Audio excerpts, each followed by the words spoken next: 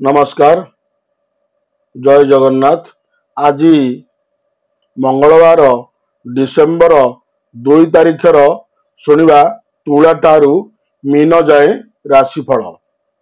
तुला आज दूरस्थान को यात्रा किंबा कर्म क्षेत्र में स्थानांतर पाई व्यग्रता प्रकाश करिपारंती। नूतन बंधु संपर्क और सुचिंतित कार्यधारा काम को अग्रगामी कराइब।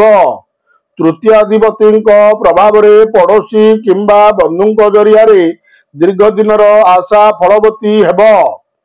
निर्दिष्ट कारण न थाई मध्य मनटा भल लागिब नाही। बिच्छा कोण भावस्थ शनि मानसिक उदासीनता सृष्टि करी अन्य मानक निकटरे संध्याच्छन्न करी रखिपारे।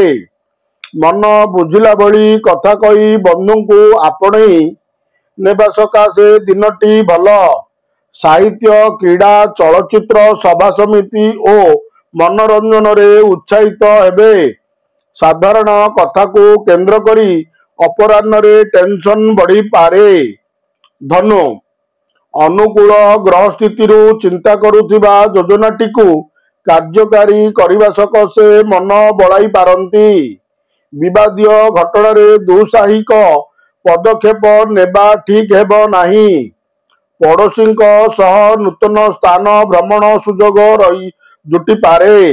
कर्म क्षेत्र रे अप्रिय सत्य कही सहकर्मी किंबा आत्मीय माने दूरे रही पारंती। मकर एकादशस्थ ग्रह जनित संपर्कीय को साहाय्य प्रतिश्रुति देई श्रद्धाभाजन हेबे। स्वास्थ्य अवस्था रे उन्नति घटिबा संग को स्थगित काम गुड़िक योजना बनई पारंती। बंधु कथारे प्रभावित होई कौनसी काम पाई आगभर होई पारंती। आजिर यात्रा वाणिज्य व्यवसाय और परिवहन रु विशेष लाभ पाइबे। कुंभ आज दिन रे बहुत भल काम करिवे।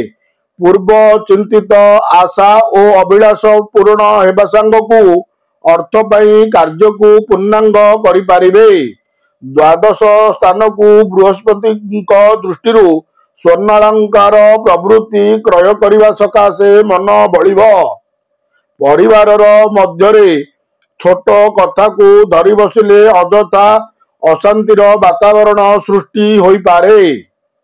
मीन कर्म क्षेत्र फेरंता बाटरे बंधु को भेटी कालीर योजना प्रस्तुत करि पारंती। केतुंक कुप्रभाव बाकी रही अर्थ आदाय करने को जाक बाक असंजता जोगु सुसंपर्क व्याहत होई पारे। व्यवसाय रे लाभ मिलिब एवं कौनसी एक अन्य उद्देश्य रे सही टंका को विनियोग करि पारंती। जय जगन्नाथ।